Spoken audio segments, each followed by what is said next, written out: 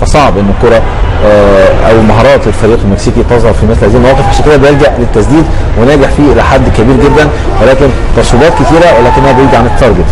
ولكن معظم خطوره فريق ويسترن سيدني وندرز هتجد انها من كرات ثابته. شفنا في الضربات ركنيه في التحام ازاي، شفنا في الفاولات الجانبيه ايضا عندهم اطوال وعندهم اجاده في العاب الهواء.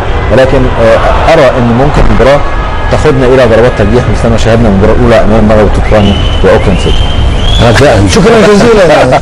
رجاء الحال 255 دقيقة نقدر حتى الآن لعبت ولا يوجد إلا هدف واحد. نعم 255 دقيقة أتصور رقم قياسي في تاريخ البطولة. أو شيء كبير أنك نشاهد هدف واحد شهدنا في المباراة الماضية. طبعا كلام كثير من المدربين، لكن من الصعب هنا على اللاعب أن يبذل ربما ما يطلب منه المدرب.